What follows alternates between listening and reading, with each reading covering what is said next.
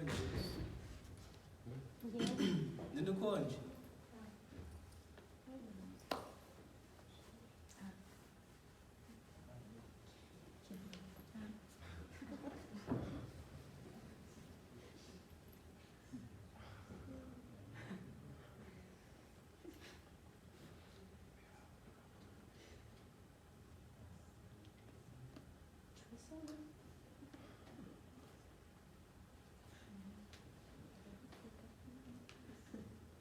njyewe rero nzahitera mbere ya uri kundeba neza se mu humura nabasubije mwire mwiriwe dushimana cyane ubwo turinze tukaba tugeze muri Rwanda tugiye mu exam y'ana icyubahiro ya rero mbere ko dukomeza twese turambaye ibiza dufite turebe isomo riboneka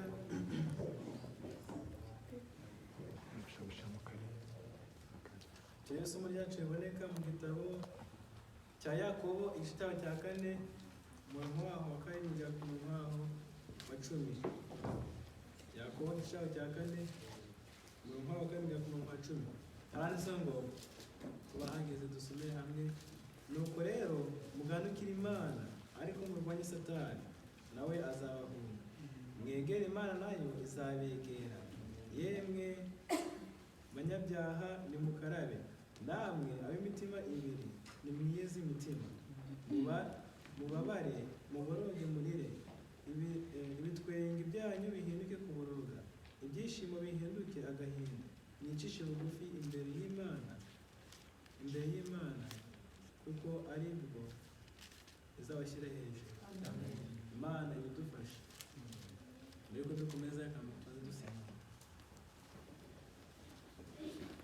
Data mwiza udukunde mu ijuru izina ryawe ntabwo icyubahiro tugushimiye nk'abana bawe tugiye muri kano kanya tugihumeka uhabwe icyubahiro turakwinginze amagambo tugiye kugira muri kano kanya tubaza ngo mbese dukenyere kuki ubashe kudusobanurira icyo dukeneyeho basi data mwiza dusanga dukenyeye ku bintu bidakwiriye uduhereze imbaraga zo kuba twabikuraho basi data mwiza ibyo ushaka ari byo ukunda ukomeze kubaho uturinde umwanzi Satani udukoreshe ibyo dushaka muri kano kanya ngiye kuvuga data umvugiremo ube mikrofone amagambo yose uri buze kuvugira ngo abashe kumvikana neza mu mitima ya buri muntu wese kandi abashe kuba yahinda buri muntu wese uri ahangaha nanjye ntisize byose nk'uko ubishaka mu izina rya Yesu amen.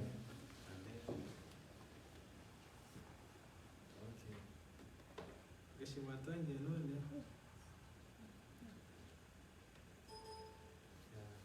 rero ikigize bwa muri kano kanya kiratubwira ngo mbese ukenyereye kuki ukenyereye kuki waje yena ngo ukenyereye kuki ntambwira yabona arukono turi kubyuma mu buryo bwinshi butandukanye waje mbese ukenyereye kuki ushaka kumbwira ngo nambaye isengeri muri namwe imbere wenda no hasi wambaye boxer n'urugero nawe se undi mwenda wambara mo imbere ariko buri muntu wese afite icyo akenyereyeho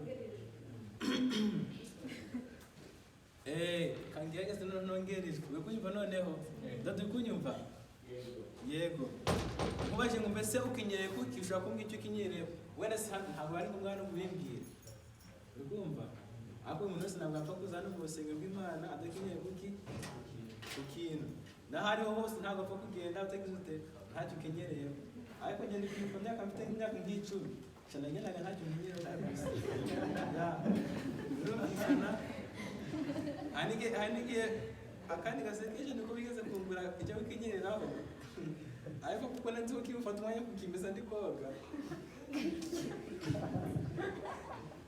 sinagikoreho sinyambaye nyine ngira nambaye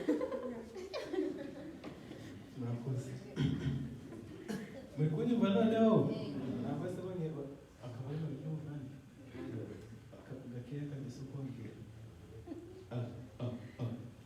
ya rero kuko nyine ntari naramenye kuko ntabutse nyambanye cyangwa icyo cyo nkenyereyeho nagiye numva bimbangamiye kuba nambaye imyenda ibiri icyarimwe kandi nabimenye kwambara umwenda umwe ariko icyo tugendera muri kano kanya si ukwambara imyenda ibiri si ukumenya icyo ukenyereho yaba ari ikariso cyangwa se yaba ari boxer cyangwa se isengeri abo twebwe ijambo ry'Imana ahari se icyo dukeneye mu mitima yacu ni iki muri kano kanya cyo tugiye kugira hamwe none hano nkafite n'itayiro iri mu Cyongereza what are you dressing on ahangaha muri next slide please thank you ahangaha muri kubona umugore ku ruhande ufite iki inkwi aka ni agatekerezo ngiye kubacira kera hariho umudiyakonikazi murabazi ndetse n'abadiyakoni noneho umudiyakonikazi uwo mudiyakonikazi ari umuntu ukorera Imana ibyo akora byose bikorera iki Imana akora imirimo yo mu rusengero akora byinshi byo mu rusengero afasha abantu benshi akora ibyo Imana ishaka mbese muri make ariko nyuma yaho hari icyo yari yambariyeho yakoraga imirimo yo mu rusengero agakora imirimo yo mu nzu y'Imana yari inshuti y'abaturanyi ndetse yafashaga na buri wese akekana urukundo ariko ibyo byose yabaga afite hanze nibyagaragara buri muntu wese ariko mw'imbere hari icyo yari afite umunsi umwe noneho igihe yarimo ari gutashya inkwi ari kwitegura isabato igihe yari yunamye munsi y'igiti igihe yari ari guteganya inkwi zo bamwe murabizi mu byo twagiye gutashya simubizira simuzi ko twatashye inkwi tukazamura igihe umunsi umwe yari ari kunama hasi ari gutoragura inkwi kwa kundi umuyaga uza ugahuha ibiti byinshi haje kuhanuka ishami riri mu giti maze wa mugore yikubita hehe mu mutwe arapfa wa mugore igihe yaramaze gupfa avuye mu mubiri abantu baje kumutabara baje kumuterura ni abaturanyi be abandi bahoraga afasha buri munsi babandi bahoraga yitaho buri munsi uko igihe bari kumujyana ahantu bari kwa muganga simbizi ariko igihe bamuteruye bari kumufata neza mu mufuka babonye hasohotsemo igipfunyika cy'itabi cyita igikamba igikamba si mukizira si itabi se kandi yakoraga imirimo yo mu rusengero muri wa mushumi we yari yambaye hari harimo iryo tabi mbese ahari uyu muntu hari umuntu ubimenya ko anywa itabi ko yagendaga arikenyereye hose ninde ugeze amupfundura umwenda ngo katore icyo wambariye hari umuntu wari ugeze abikora yakoraga imirimo mu rusengero agafasha abantu buri muntu wese ibyo akora byose akabikora mbese yerekana yuko ari iki ari umuntu mwiza hanze na hehe n'imbere ariko igihe iyo kigeze ibyaba byose bijya hehe hanze uyu mugore rero ntabwo yapfuye yagize ute yizeye kuko yapfanye iki ibyaha itabi ntabwo yigeze agira ute arireka mbese ahari weho ukenyereye kuki hari gishobora kuza wakenyeye kugenda itameshe birumvikana nabwiye igihe hari igihe nabonaga ingoye kuba nanaye mbese nkajya yakora intambara nkayisubiramo ariko ibyo si byo dushaka tumaze tumenye neza icyo dukenyeraho mbese twagikuramo ubwo ngo tukimese kiveho gise neza gute ahangaha tugiye gusoma mu gitabo cy'ubwakabiri rw'abami abafite bibiliya umuntu wese nawe igitabo cy'ubwakabiri rw'abami igice cyaho cya 5 umurongo waho wa 15 dusomera hamwe twese ahangaha tuza gusoma igitekerezo cy'umugabo witwa Namani uyu Namani mbere yo kunkomeza yari umugaba w'ingabo z'Isiriya kandi yari umutoni kuri shebuja ufite icyubahiro cyinshi cyane kandi uyu nguyu Uwiteka amunyuzagamo gutsinda ari kumutsindisha igihugu mbese kuko yatuye mu gihugu cy'Isiriya Uwiteka yamufashaga binyuze mbese muri we agafasha igihugu cy'Isiriya ngo gitsinde yari umunyamaboko ndetse n'intwari ariko nubwo yari umunyamaboko afite izo mbaraga ari n'intwari ari umutoni ku mwami ndetse afite n'umuryango mwiza ariko yari afite iki ibibembe bya bibembe bye rero ntabwo byari bigaragarira hanze ntabwo ari ibibembe mbese byo wabona no kurusura ngo ube ugifite ikibembe ahubwo byari mu mubiri mbese nkuko ibyo ntabwo muri kubibona se hari icyo nambara muri kukibona ntabwo mukibona. Uyu mugabo rero nawe ibibembe yari afite byari hehe mu myenda ye, mbese uko yambaraga yaza yambaye imyenda ya gisirikari, ubwo yari umugabo w'ingabo, yaba yambaye imyenda ya costume sumbaze niba zifite icyo gihe, ariko ntabwo ibyo byagaragaraga. Bivuze ngo nawe uri aha ngaha ibyo wambariye uyu munsi ntabwo ubizi ute? Ntabwo mbizi. Korote icyo wambariyeho ntabwo ubizi ute? Ntabwo nkizi. Ariko mbwiye korote kuramo ndetse wambariyeho yagira ute? Yakinyera kandi hari icyo ugize ute? Yambariyeho. Ariko kuri yicaye ntabwo bivuze ko agira ute? Ntabwo abashe kureba icyo yambaye. Kadusome umurongo wa mbere mu gitabo cya 5 aranditse ngo umutwe w'amagambo aravuga ngo ibya Namani umugabo w'i Siriya w'umubembe. Umurongo wa mbere, Namani umugabo w'ingabo z'umwami w'i Siriya yari mutoni kuri shebuja kandi w'umunyacyubahiro, kuko ariyo Uwiteka yaheshaga Abasiriya kunesha. Yari umugabo w'umunyamaboko n'intwari, ariko yari umubembe.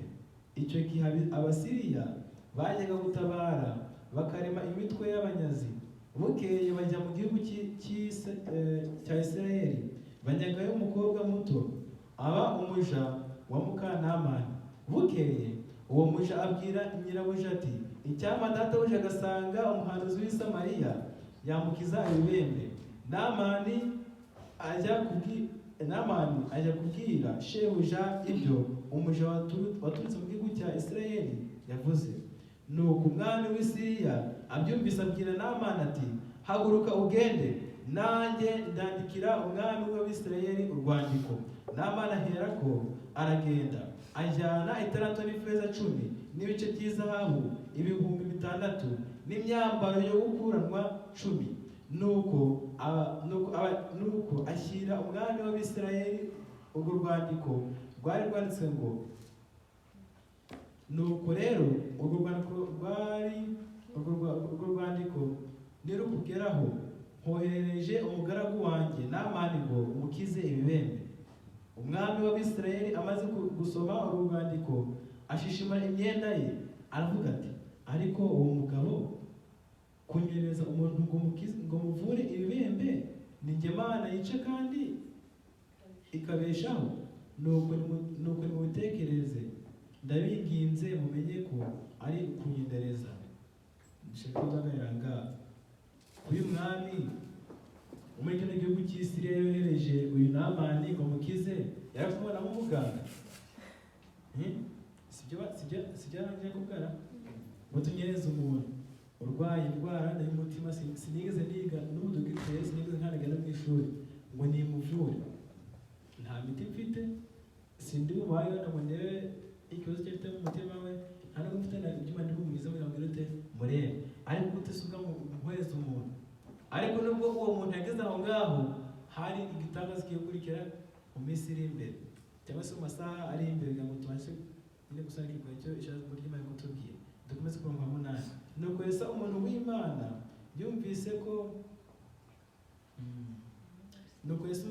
yumvise ko umwami w'Isirayeli yashishimuye imyenda ye, amutumaho ati, niki gitumye ushishimura imyenda yawe?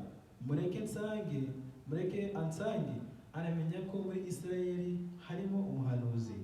Nuko Namani araza azana n'amafarashi ye n'amagare ye, ahagarara ku muryango w'inzu ya Elisa.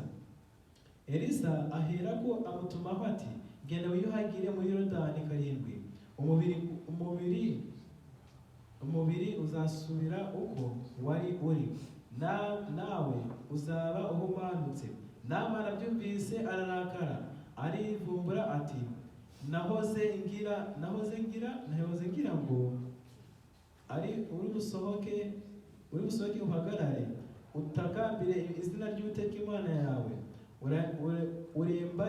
urembarembye n'intoki hejuru y'ibibembe ngo ankize. 12. Mbese inzuzi z'i Damasiko abana na papa ntiziruta ubwiza amazi yose y'Ubwisirayeli sinabasha kuziyuhagiramo ngo mpumanuke. Nuko arahindukira aragenda arakaye. 13. Abagaragu be baramwegera baramubwira bati, data, iyaba uwo muhanuzi yagutegetse ikintu gikomeye ntuba wagikoze, nkanswe kukubwira ngo iyuhagire uhumanuke. Nuko aramanuka yimira muri Yorodani karindwi nk'uko umuntu w'Imana yari yamutegetse. Uwo mwanya umubiri we uhinduka nk'umwana muto arahumanuka. Izina ry'Imana ry'icyubahiro. 13 ngiye gusorezaho.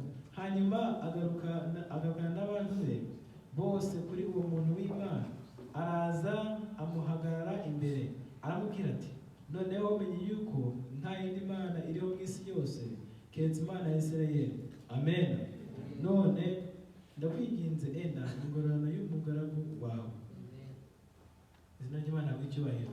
Amagambo tumaze gusoma sashimishira twatangiye twumva babaje umuntu urwaye ibembe siko biri. Noneho wa muntu uko yagendaga yumva yuko akeneye kuba yabasha gukizwa, ahari uyu muntu yarabaye ntabwo yarabaye. Sirabaye ibyo yarakenyereyeho bya bembe yari afite muri we, bya bembe biri ku mubiri we, byari bimubabaje, byaramubabazaga, agira aho yifuza gushakisha ukuntu yagira yakizwa. Tuzi yuko ibibembe ntabwo byashaka gukira, siko ari niko bitekereza kandi manza ariko mbizi ntabwo byashaka gukira. Ariko noneho amaze kubona umuti, amaze kumva yuko mu gihugu cy'Isirayeli harimo umuntu ubasha kumukiza, yashakisha uburyo bwose yagira yajyayo. Umwami w'igihugu cy'Isamariya yandika umwami w'igihugu cy'Isirayeli ngo, nkoreje umugaragu wanjye umukize indwara arwaye y'ibibembe. Akimara kugerayo twasanzeho umuhanuzi Elisa. Noneho igihe yari amaze kubona uwo muntu, yaramubwiye ngo Solange aho ngaho bibiri icyongereza na mutizi yanjye.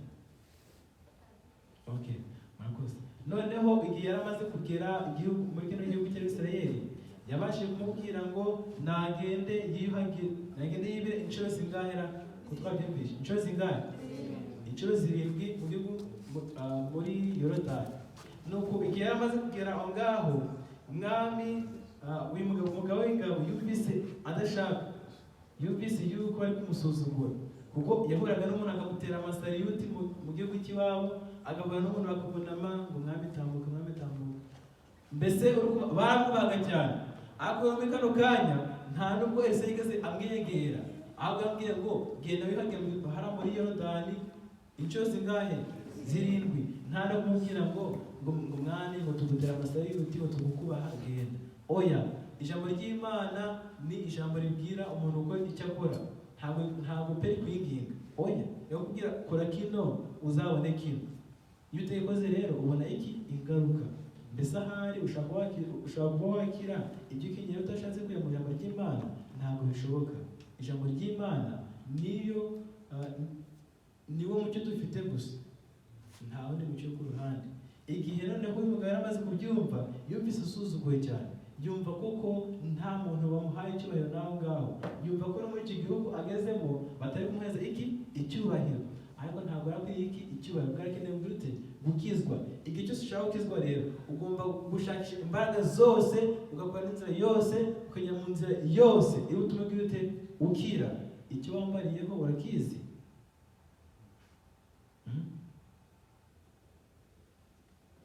Igihe umugabo yarageze hara kuri iriya riba rero, katubwira ko ari wamusunyuma gato wenda umugore ari mu mazi, barasivuze ngo nuriya ko ni ifoto y'ibwiranya uwo mugabo. Yari ibi inshuro ya mbere ntacyanditse na ari ibiri inshuro ya kabiri ntabwo iri guhinduka, ari ibiri inshuro ya gatatu ntabwo iri guhinduka. Arabwira ngo uyu muhanuzi ni umubeshyi. Yibiri inshuro ya kane aba ntabwo ihinduka. Iya gatanu aba mu mazi aragenda. Amaze kugerayo abantu babandi yese nyine bamubwira ngo iki unasubireyo. Mu buzima buri muntu wese afite inshuti. Hari inshuti nziza n'inshuti mbi. Hari igihe ushobora kuri mu nzira nziza, inshuti yawe akakura hehe? Mu nzira nziza. hari gishobora kuba mu nzira mbi inshuti yawe ikagukora hehe muri ya nzira mbi. Uyu mugabo rero yari afite iki? Abajyanama beza. Umuntu umbwira ngo mwami ihangane kora kino. Uyu mugabo yaza ari wenyine yari gutaha atakize. Ubwa mbere yarivumbuye. Kwivumbura muri mubyeyi n'abavandi, kwivumbura si byiza. Noneho uyu mugabo bamusubiza mu mazi inshuro ya gatanu, iya gatandatu abona iya gatandatu nabwo nta kiri guhinduka, iya karindwi nabo abona asohamutse mu mazi, uruhu rwe rwose rumeze nk'iki, nk'urw'umwana. Ngiye koko n'umusore n'umusaza ntabwo bimeze nk'urw'umwana, ariko uyu mugabo yavuye mu mazi agize asa n'umwana afite uruhu rwiza kandi rukeye. Izina ry'Imana ntabwo icyubahiro. Yatashye azi yuko mu gihugu cya Isirayeli hari iki? Hari Imana isumba byose kandi ishobora byose. Izina ry'Imana ntabwo icyubahiro. Rero ngiye mu gitabo ya 55 turinjye mu kanya. Abadafite indirimbo hari imbere birahari. Indirimbo ya 55 tubwira ngo hari ubwo wasanze Yesu. Iki ni ikibazo. Mbese hari ubwo wigeze usanga Yesu? Ubyibaze ntabwo umwe munsubize. Hari ubwo wasanze Yesu ngo ukire, se wuhamijwe amaraso ye, ubu wizeye rwose imbabazi ze, se wuhamijwe amaraso ye. Wogejwe na Yesu, watunganijwe n'amaraso. Hari ubwo yakuhagije amaraso ye, amaraso. Mbese imyambaro yawe irera? Mbese umutima wawe urera? Ntabwo ibyo wambariyeho bituma umutima watera. Uyu uramugore twaje kumva w'umudiyakonikazi mu rusengero yarakenyereye kuki ku itabi akora imirimo pe, ukabona uriya muntu ni mwiza imbere y'Imana, arakeye, aramutse anapfa yagera mu ijuru. Ariko se akimara gupfa igitangaza nticyabaye se? Mbese ahanye imyambaro yawe rera uranga gisuye kwigisha imyambaro yanjye rera? Niba iteze Imana idufashe ibashe kutweza. Next slide. Cya kabiri atubwira ngo mbese ugendana na Yesu iteka, se wuhagijwe amaraso ye. Mbese ujya ubana na mwami wabambwe, se wuhagijwe amaraso ye. Cya gatatu umukwe naza uzaba umwiteguye. Mbese uzakundirwa kujya mu ijuru no gukizwa n'amaraso ye. Mbese Yesu naza umwiteguye, uzemerwa kwinjira mu ijuru se? Ibyo bibazo byose n'ibyo kutubaza tubashe kubitekerezaho turebe igikwiriye. Niyo dukeneye kubyenda byanduye, Imana ibashe kubitumisa amaraso ya Yesu Kristo, twezwe nayo kuko niwe muyobozi gusa, niwe udufasha byose byo gukora byose. Igice cya gatatu hunga ibyaha, jya ukora ibitunganye. Wejejwe amaraso ya Yesu, hari isoko itemba ikiza imitima. Wejejwe amaraso ya Yesu. Imana ibidushoboza.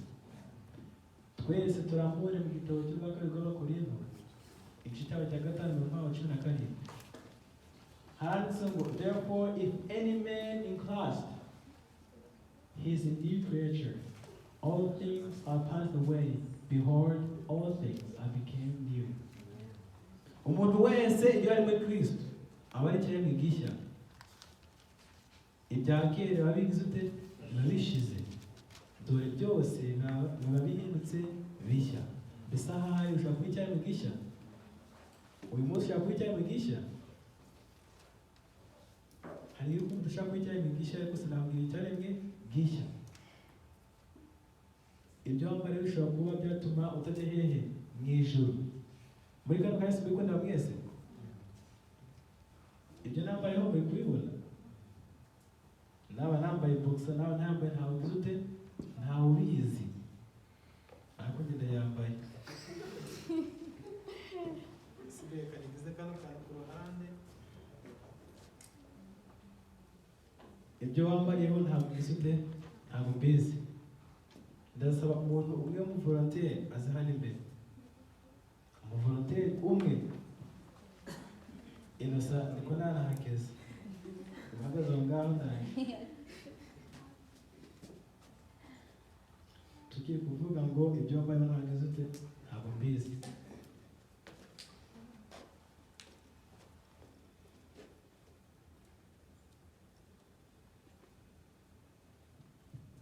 Wenda nayifashe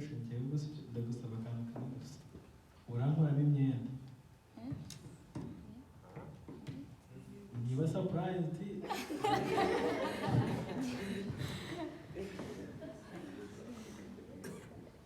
ariko ikintu kurufane kwanze gufata undi ubuze kumfasha ninde urambara imyenda se unamfashe undi nawe okay ibyo nambara murabizira okay ino sare nkora mikoti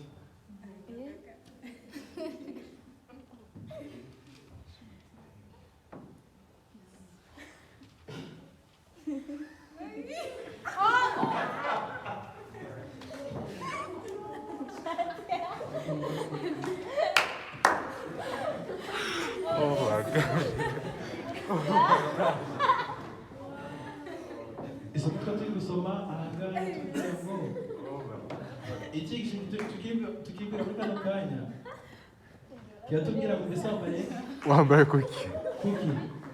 Let's be serious, please. Let's be serious. Iki kitubwira kiratubwira ngo mbese wambariye kuki. Nabwiye ngo mbese wabuze ibyo nambariyeho. Nambaye ikoti ryiza, uyu munsi nanifashe neza, aho nagenda hose nambaye neza. Bishatse kuvuga ngo ibyo yino sambara nk'imbe ntabwo bizi. Bamba amasogisi atanu sinyazi. Ariko uyu mugabo uyu nguyu nama turi gusoma ibyo yambara bamubizi. Yari umugabo w'ingabo, atambuka bose bakamwifuza, mu icyama akaba umugabo wanjye. Ariko se ahubwo wari uzi icyo yari yambariyeho? Ko yabashije kuhagirwa se akabasha kwezwa nawe ushaka kuhagirwa uyu munsi. Indi ngoma 36 tumaze gusoma itubere icyigisho, itubere icyo gutekerezaho. Igihe cyose umaze kogeshwa amaraso ya Yesu Kristo uba iki icyaremwe gishya. Ibya kera babigize ute nabihindutse. Aha ngaha mfite na karuvati inasa n'amaya akazi azana y'inguremo.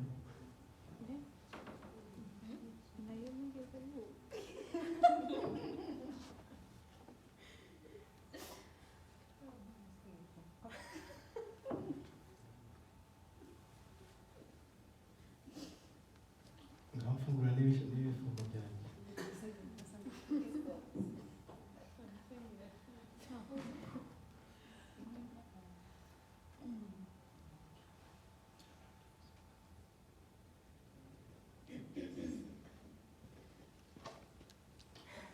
Okay, ahangaha ndikubona mfite ibyo kurwanisha, mfite indiga enye. Mu buzima ntabwo dufite ibyiza. Mu buzima nitwa amanagahiki ntabwo bikeye. Ushobora gukora ibyiza hano, ukaririmba neza, ugakora ibyo ushaka byose, ugashimisha abantu. Ariko imbere y'Imana utagize ute udakeye. Tubitekerezeho. Uyu munsi nambaye ikote ryiza pe n'ishati nziza.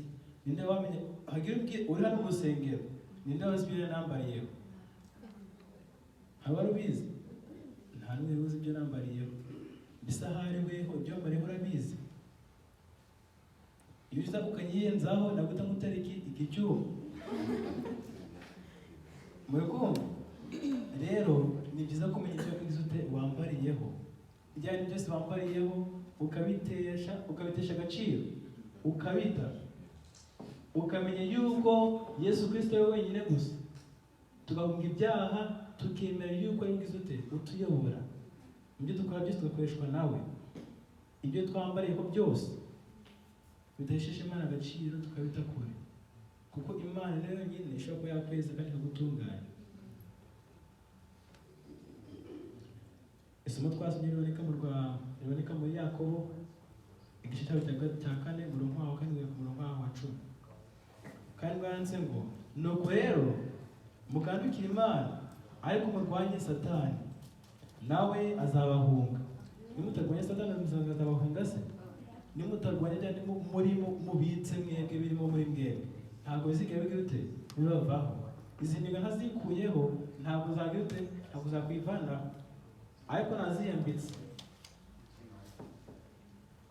8 mwegere Imana nayo izabegera yemwe banyabyaha nimukarabe namwe ab'imitima ibiri nimwiyeze imitima. mubabare muboroge umurire, ibitwenge byanyu bihinduke kuboroga, ibyishimo bihinduke agahinda. Ibyo byose mukorwa muhimbaze iki? Imana. Mushakishe kwera kwayo, mushakishe ngo mwezwe, ibyo mukenyera byose mubitegure, kuko nta na kimwe gisa neza. Umurongo wa 10 atubwira mwicishe bugufi imbere y'umwami Imana, kuko aribwo muzashyirwa hejuru. Imana ibidufashe kandi ibashe kutweza idutunganye. Imana yonyine niza muri weho, nkuko bari kutwigisha ngo Imana ntiyaje kugute kudushaka. Erike mu gitondo yabivuze kandi kugira ngo Imana nikorere. Igihe cyose uzaba uzi ko weze nta kwezwa uzaba ufite ufite. Imana rero nyine igirute kuma ku mutima wawe kugira ngo ufungura ninjire dusangire. Afite ibyo dukomeza mu gitabo cy'Ibyahishuwe igice cya 3 umurongo wa 20. Handitse ngo behold, I stand at the door and knock. If any man hear my voice and open the door, I will come in to him and I will sup with him and he with me. Dore mpagaze ku rugi ndakomanga. Umuntu niyumva ijwi ryanjye akingura, nzinjiriwe dusangire. Nudakora byane byose bituma Yesu atinjira muri wewe, ntabwo uzigera ubona Yesu Kristo, ntabwo uzigera ubona kwera kw'Imana, ntabwo uzigera ukora byane byose wambariyeho, ntabwo bizigera bikuvaho Yesu Kristo utamwemerera. Muri kano kanya Yesu Kristo azi umutima yacu, atuyobore, abidukureho, atweze kandi dutunganye. Ariko ikintu ugomba gutekereza, ibyaha biraryoha, iyo turi no kwikwatura ndaryoherwa, siko biri. Rero ikintu cyo gutanga kano kanya kugira ngo ube umuntu mwiza kandi wejejwe n'amaraso ya Yesu Kristo, ni ugomba gukora byane byose unakunda. Ijate nambaye muzi ngo ukuntu banayikase ndi kubabara, nayikase mbabaye, nabaje no gufata ifoto y'urwibutso. Natiye urwembe ndayikata. Bishatse kuvuga ngo ibyo ukunda byose byaba byiza cyangwa se ibyaba bibi, ugomba gutekereza ko ari iki, ko Imana ibishima. Ibyo ukunda byose Imana idashima ukabirute ukabikuraho. Byane byose niba ukunda gusamba, ukabona ko ubikunda pe 100%, ariko ukabona ko udatungane Imana, ibyo ugomba kugirute kubireka. Ntabwo uta ibyo udakunda byose. Ntabwo ngo wowe ndishata ntabwo nagikunda kapfe kwitesha agaciro. Oya, ibyo dukunda byose ntabwo aba ariko aba ari byiza. Aho Imana iravuga ngo ibyo byose mubireba mu bisuzume. Ibyo byose mubona ko bidahuje n'ijambo ry'Imana, ndimone kubikurikiza. Turebe isomo ryacu riboneka muri Yohana igice cya 10:6. Yohana 10:6. Jesus answered, I am the way and the truth and the life. No one comes to the Father except through me. Yesu aramubwira ati, ni inzira y'ukuri n'ubugingo, ntawe ujya kwa Data ntabujyanye. Niwemera kwezwa na Yesu Kristo, niwemera kuyoborwa nawe, niwemera kunyura mu rembo rifunganye, uko dusanga mu gitabo cya Matayo 13, hariho amarembo abiri. Hariho inzira nini cyane, hariho n'inzira igizwe ifunganye. Iyo nzira nini cyane inyuramo abantu benshi cyane kuko ari irembo ryuguruye. Iryo rembo rijyana noneho ryuguruye nini cyane, rijyana abantu hehe kurimbuka. Ariko ya nzira naho ifunganye ijyana abantu hehe ku bugingo buhoraho. Kandi ngo abantu bajyamo ni bakeya, kandi ni irembo rikomeye kurinyuramo. Umukristo ntabwo yigeze ajya mu nzira nziza, yagiye mu bintu byinshi cyane by'inzitane, aho n'ibintu byinshi cyane n'abantu benshi bamuca intege, ariko yagiye aruhuka ageze ku musaraba, kuko ibyaha bye niho yabashije gute kubisiga. Izi ndika zose ibyo ufite byose muri weho Yesu Kristo abigutsindire, wejejwe amaraso yo kuri we gitangaza kandi ushaka kudukiza byose.